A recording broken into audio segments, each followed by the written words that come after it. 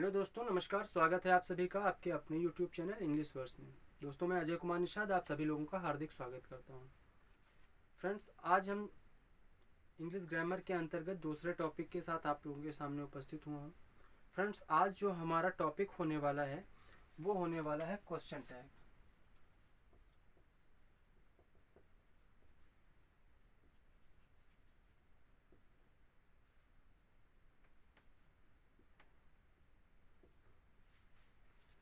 Friend, question tag क्या है?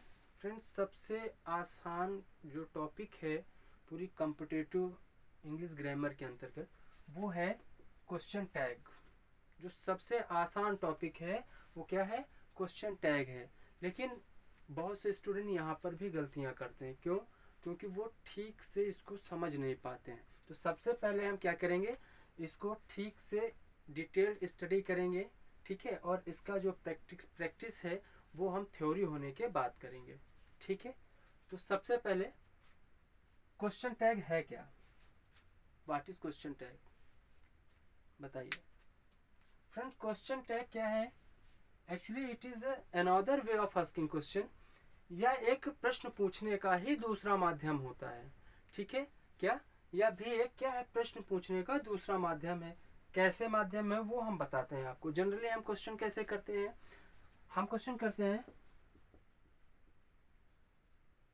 Are you student? क्या तुम विद्यार्थी हो? फ्रेंड्स, जैसे ही हम इस तरह के क्वेश्चन पूछते हैं या दूसरा क्वेश्चन हम पूछ लेते हैं, इज अ वे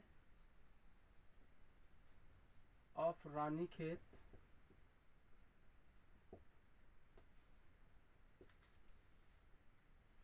जैसे हमने पूछा is there a way of Ranikhet, क्या यह रास्ता रानीखेत के लिए जाता है? जैसे ही हमने इस तरह के क्वेश्चन किए तो इससे क्या चीज प्रकट होती है?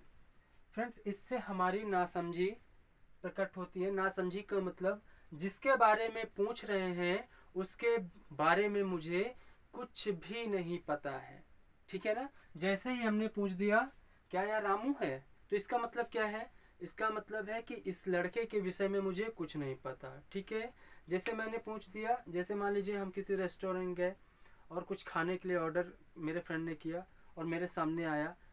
पहले तो मैं नहीं समझ पाया, लेकिन जब सामने आया तो मैंने उससे पूछा क्या ये पनीर है, तो इसका मतलब क्या है कि उस स्पेशल डिश के बारे में मुझे कुछ भी नहीं पता है, ठीक है। जैसे यहाँ पर मैंने क्वेश्चन किया is there a way of Ranikhet, क्या यह रानीखेत के लिए रास्ता जाता है? क्या यह रास्ता रानीखेत का है?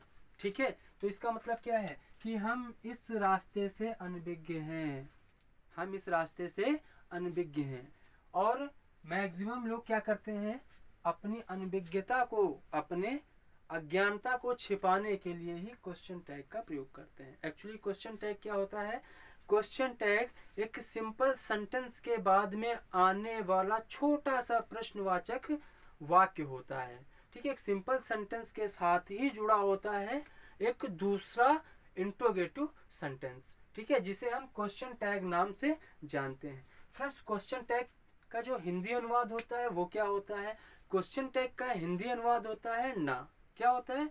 ना, ठीक है। चलिए फ्रेंड्स, इसके बारे में थोड़ा सा पढ़ते हैं।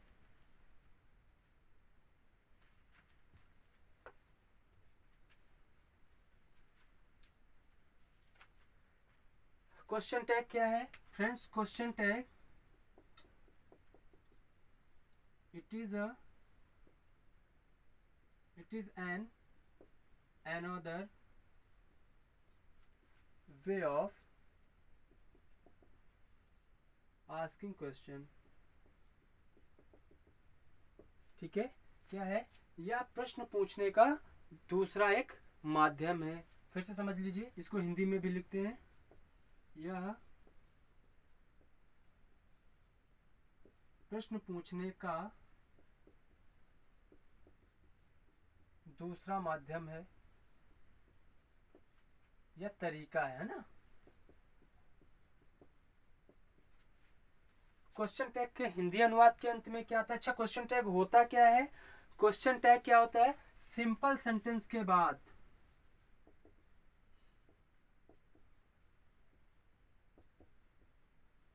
सिंपल सेंटेंस के बाद आने वाला एक छोटा सा इंट्रोगेटिव सेंटेंस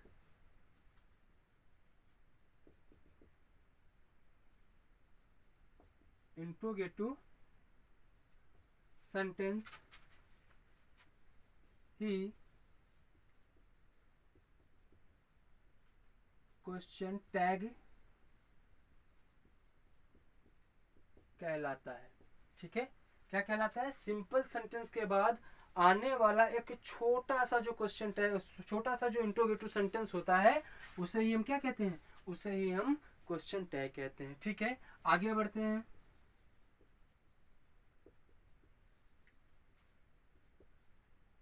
क्वेश्चन टैग का हिंदी अनुवाद,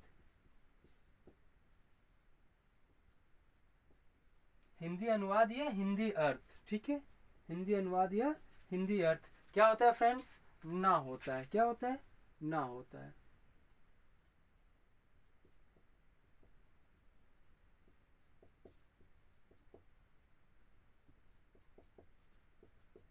ठीक है, क्या होता है? क्वेश्चन टैग का हिंदी अनुवाद या हिंदी अर्थ सदैव क्या होता है? ना होता है। जैसे देख लीजिए, एग्जाम्पल के रूप में देख लेते हैं। जैसे he is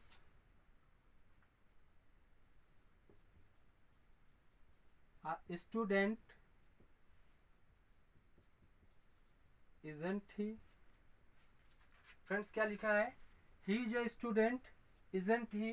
अब फ्रेंड्स अगर हम इन सब का अलग अलग अनुवाद करें तो इसका केवल इतने सेंटेंस का अर्थ क्या है? इसका अर्थ है he is a student, वह एक विद्यार्थी है। फिर आगे क्या लिखा हुआ है?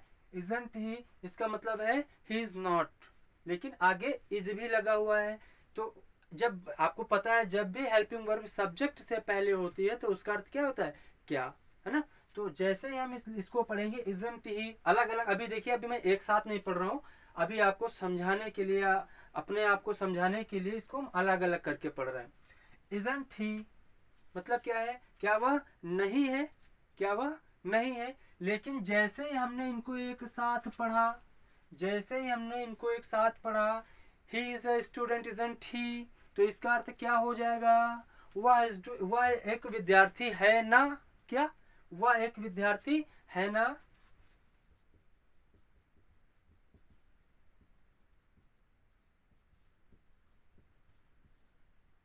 वह एक विद्यार्थी है ना? समझ आया फ्रेंड्स? क्या होता है क्वेश्चन टैग का अर्थ? मैंने अभी आपको बताया, क्वेश्चन टैग का अर्थ सदैव ना होता है। क्या होता है? ना होता है। या कहाँ लिखा होता है? सिंपल सेंटेंस के साथ एक छोटे से सेंटेंस के फॉर्म में लिखा होता है जो इंट्रोगेटिव सेंटेंस होता है। ठीक है, उस क्वेश्चन टैग का अर्थ क्या होता है? ना। ठीक है, चलिए अगला एक देख लेते हैं। She is your sister, isn't she, क्या लिखा फ्रेंड्स?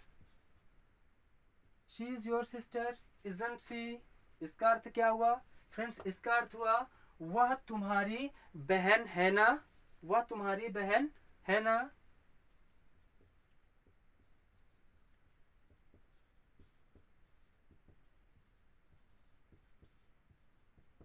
वह तुम्हारी बहन है ना? ठीक है ना फ्रेंड्स, इतना समझ आया? देखा ना, सबसे आसान टॉपिक पूरी कॉम्पिटेटिव या पूरे वनडे एग्जाम के सिलेबस में कौन सा है? क्वेश्चन टैग ही है। जब क्वेश्चन टैग इतना आसान है तो हमें ये पढ़ने की जरूरत क्यों है? पढ़ने की जरूरत इसलिए है क्योंकि यहाँ पर जब हम क्या करते हैं, क्वेश्चन टैग लिखते हैं तो वहाँ पर हम छोटी छोटी गलतियाँ करते हैं और वो छोटी छोटी गलतियाँ ही हमें सीखनी है। ठीक है, तो क्वेश्चन टैग के अंतर्गत कौन कौन सी प्रॉब्लम आती है, कहाँ कहाँ पर प्रॉब्लम आती है, वो अभी बताते हैं। एक बार इस क्वेश्चन टैग को हम लोग फिर से देख लेते हैं क्या होता है। एक्चुअली क्वेश्चन टैग क्या होता है? यह एक दूसरा वे है, दूसरा तरीका है, दूसरा माध्यम है काहे का?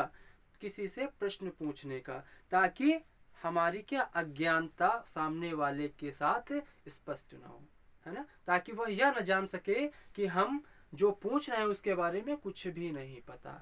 ठीक है, इससे क्या होता है, जैसे मान लीजिए रात में या हम कहीं दूर गए, अपने नानी के यहाँ गए, ठीक है, और मुझे रास्ता बिल्कुल नहीं पता है, पहली बार जा रहा हूँ, दोपहर का समय है, आजकल का ही समय है, दोपहर मई जून का, जब भयंकर धूप होती है तो रास्ते में कोई नहीं दिखता है, कोई भी नहीं दिखता है, ठीक है, आप अकेले हो या दो लोग हो, ऐसी सिचुएशन में इंट्रोगेटिव सेंटेंस के माध्यम से किसी से प्रश्न पूछना हमारे लिए क्या हो सकता है, खतरनाक हो सकता है। क्यों?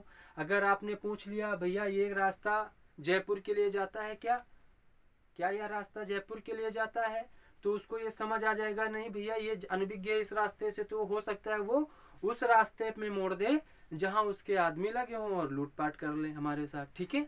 लेकिन अगर आप क्वेश्चन टैग को प्रश्न पूछने के लिए, किसी से रास्ता पूछने के लिए क्वेश्चन टैग के माध्यम से पूछते हैं कि भैया ये रास्ता जयपुर के लिए जाता है ना, तो इसका मतलब क्या है कि इसका मतलब है जो पूछ रहा है उसको इस रास्ते का ज्ञान है, लेकिन इस समय वो थोड़ा सा कंफ्यूज है। तो अगर वो रास्ता नहीं जाता होगा तो वो बता देगा भैया ये रास्ता नहीं, ये बगल वाला रास्ता जयपुर के लिए चला जा गया है, ठीक है ना। तो मैंने आपको बताया क्वेश्चन टैग क्या है, या प्रश्न पूछने का एक माध्यम है, ठीक है। फिर या क्या होता है, क्वेश्चन टैग होता क्या है, क्वेश्चन टैग सिंपल सेंटेंस के बाद आने वाला इंट्रोगेटिव सेंटेंस ही क्या होता है, क्वेश्चन टैग कहलाता है, ठीक है। क्वेश्चन टैग का हिंदी अनुवाद क्या होता है, हिंदी अनुवाद सदैव ना होता है, ठीक है। एग्जाम्पल के रूप में मैंने आपको 2 सेंटेंस लिखवाए हैं, ठीक है। अब हम इसके बाद आगे बढ़ेंगे और देखेंगे कि क्वेश्चन टैग को पढ़ते समय कहाँ कहाँ पर प्रॉब्लम हमें देखने को मिल सकती है, ठीक है। तो आप लोग इसे नोट कर लीजिए, फिर हम आगे बढ़ते हैं।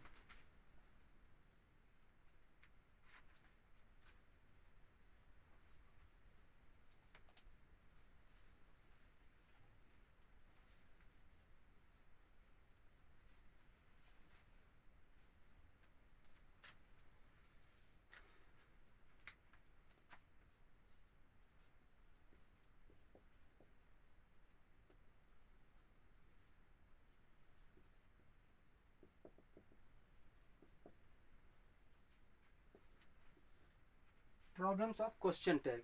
फ्रेंड्स, क्वेश्चन टैग में कहाँ कहाँ पर हमें प्रॉब्लम्स का सामना करना पड़ता है, चलिए देखते हैं। फ्रेंड्स, सबसे पहले क्वेश्चन टैग में हमें सबसे पहले जो प्रॉब्लम मिलती है, जो एरर्स मिलती है, वो कहाँ मिलती है, हेल्पिंग वर्ब में मिलती है। किसमें मिलती है फ्रेंड्स, हेल्पिंग वर्ब में मिलती है। दूसरी प्रॉब्लम क्या होती है, दूसरी प्रॉब्लम होती है प्रोनाउन में। दूसरी प्रॉब्लम कहाँ आती है, प्रोनाउन में आती है। और तीसरी प्रॉब्लम कहाँ आती है, तीसरी प्रॉब्लम तीसरी प्रॉब्लम एब्रीविएशन में आती है।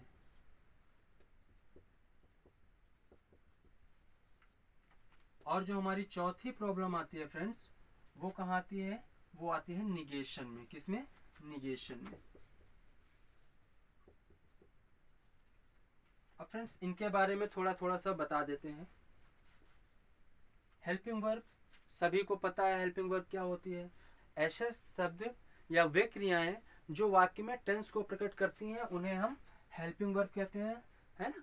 या इसको आप सहायक क्रिया कह सकते हो। दूसरा प्रोनाउन, सभी को पता है जो संज्ञा के स्थान पर प्रयुक्त होते हैं उन्हें सर्वनाम कहते हैं, प्रोनाउन कहते हैं। एब्रीविएशन क्या होता है, किसी का संक्षिप्त रूप ही क्या कहलाता है, किसी का संक्षिप्त रूप ही एब्रीविएशन कहलाता है, किसी का भी संक्षिप्त रूप।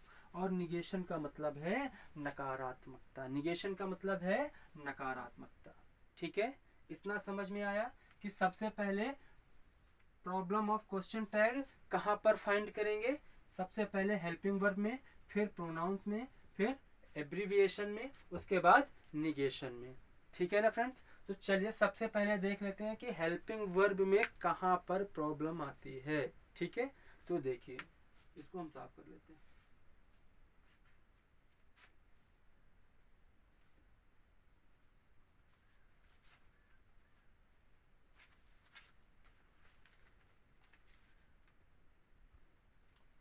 चलिए फ्रेंड्स, सबसे पहले जो हम सीखने वाले हैं हेल्पिंग वर्ब और एब्रीविएशन दोनों को हम एक साथ साथ पढ़ेंगे, ठीक है।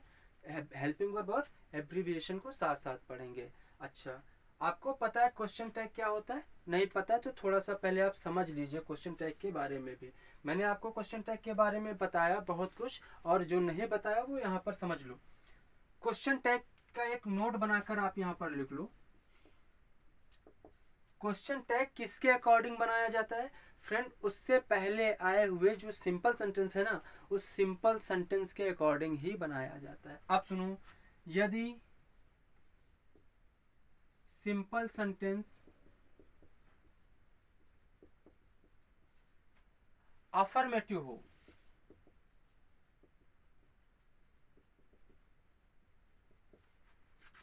तो क्वेश्चन टैग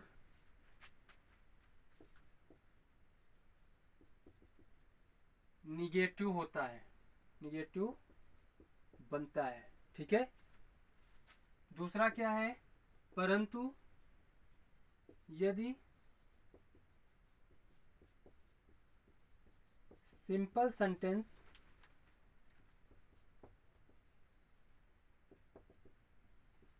निगेटिव हो तो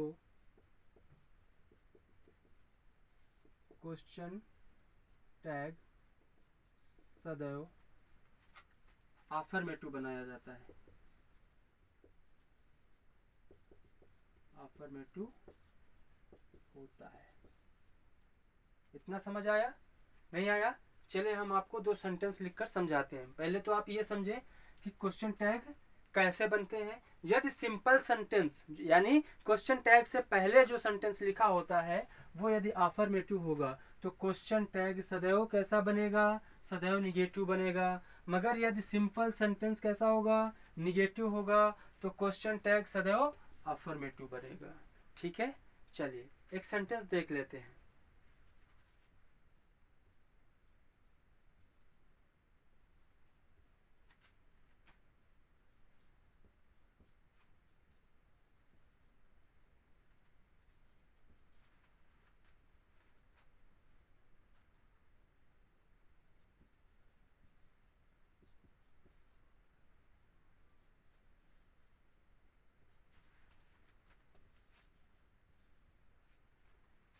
मैंने लिखा Ramu will play the match won't he, ठीक है।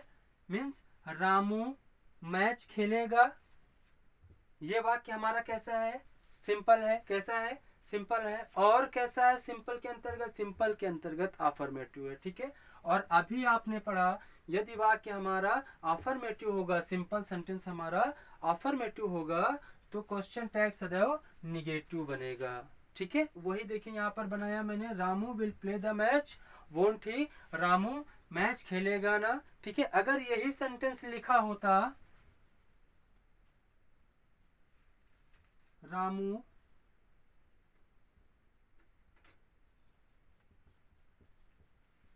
will not play the match, अगर सेंटेंस लिखा होगा Ramu will not play the match तो आप क्वेश्चन टैग कभी ये नहीं बनाएंगे, ओंट ही कभी नहीं बनेगा। फिर क्या बनेगा? फिर बनेगा विल ही। क्या बनेगा? Will he.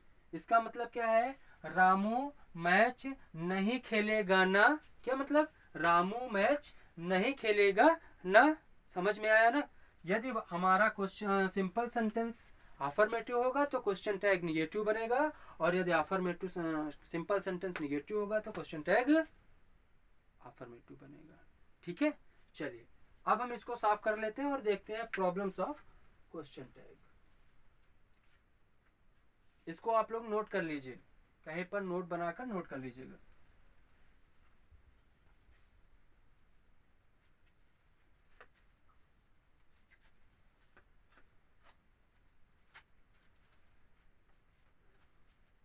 चलिए फ्रेंड्स अब देख लेते हैं प्रॉब्लम्स कहां पर आती हैं। सबसे पहले हेल्पिंग वर्ब।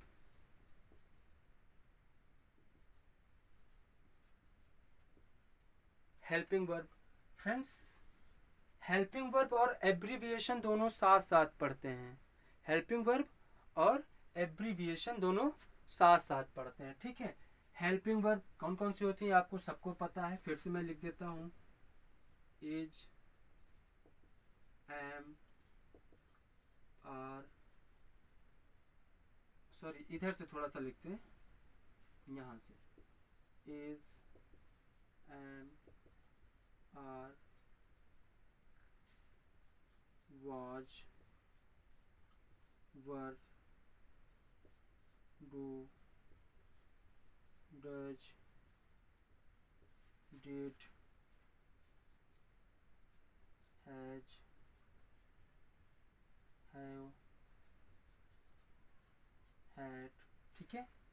अब आपको फ्रेंड्स पता है कि यदि हमारा वाक्य सिंपल सेंटेंस अफर्मेटिव होगा तो क्वेश्चन टैग निगेटिव बनेगा। अब अगर निगेटिव बनेगा तो जाहिर सी बात है इन सबके साथ क्या जुड़ने वाला है, इन सबके साथ नॉट जुड़ने वाला है। क्या जुड़ने वाला है, नॉट जुड़ने वाला है, ठीक है।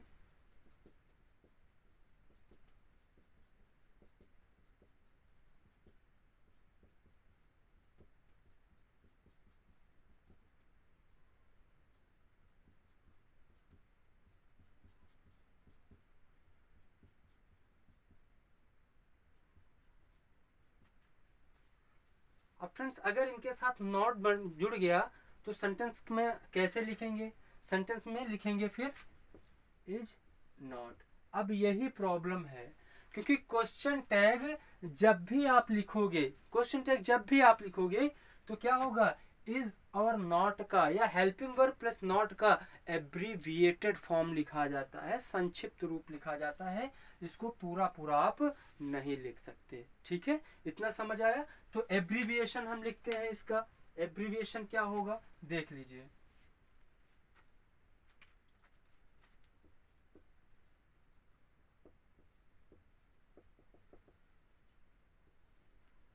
फ्रेंड्स जब भी हम इज नॉट लिखते हैं तो इज नॉट का एब्रीविएशन क्या होता है,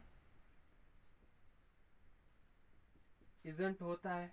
एम नॉट को फ्रेंड्स एम नॉट को कभी कभी हम लोग एमेंट भी कहीं देख लेते हैं और कहीं कहीं पर आपको आंट भी मिलेगा, ठीक है। क्या होगा, आंट, और आर, आर नॉट का तो आंट होता ही है। फिर वाज, वाजंट, फिर वर, वरंट, फिर आ गया डोंट, फिर डजंट, फिर डिडंट, फिर हैज, हैजंट, हैव आ गया, हैवेंट, फिर हैड आ गया, हैडेंट, हैडेंट, ठीक है। फ्रेंड्स इसके बाद आ गया विल, शैल,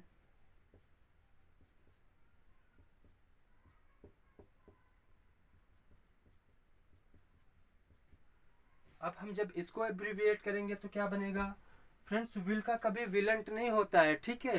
क्या बनता है, विल का सदैव बनता है वोंट, क्या बनता है, विल का सदैव बनता है वोंट, और शैल का बनता है सदैव शांट। क्या बनता है, शांट बनता है। क्या बनता है, शांट बनता है, ठीक है। इतना समझ आया। चलिए इसको आप लोग नोट करिए, फिर हम इसको साफ करके जो बची हुई हमारी हेल्पिंग वर्ब है उनको लिखते हैं, ठीक है।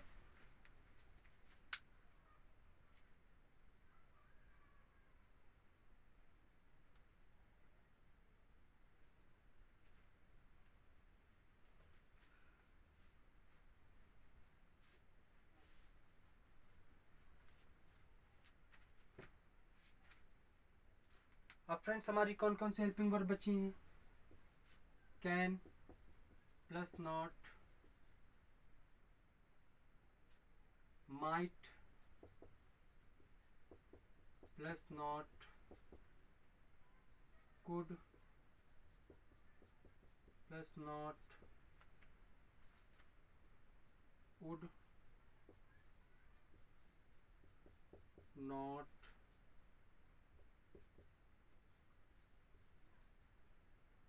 Should not, need not. फिर और फ्रेंड्स कौन कौन सी बची हुई हैं? हाँ, एक वर्ड छूट गई है, मे प्लस नॉट। चलिए फ्रेंड्स, इनके बारे में देख लेते हैं, इनका कैसे क्या बनता है। कैन का तो सबको पता है क्या बनता है,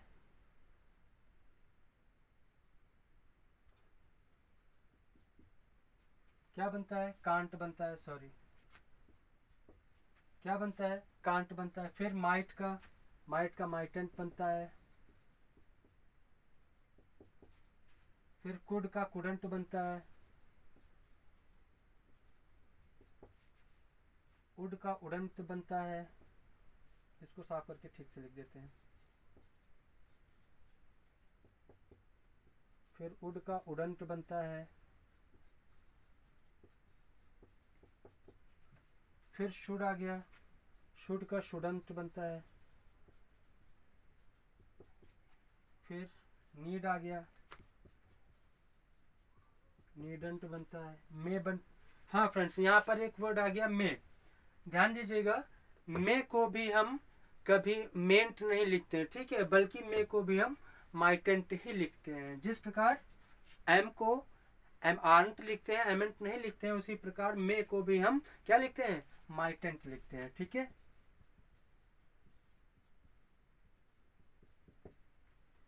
तो फ्रेंड्स, ये प्रॉब्लम आती है हेल्पिंग वर्ब और एब्रीविएशन के साथ, ठीक है, हेल्पिंग वर्ब और एब्रीविएशन के साथ। इतना समझ आया? तो फ्रेंड्स, हमारी वीडियो थोड़ा सा लेंदी हो रही है, इसलिए आज के वीडियो में बस इतना ही। फिर मिलते हैं इसके आगे के भागों के साथ। तब तक के लिए नमस्कार, धन्यवाद।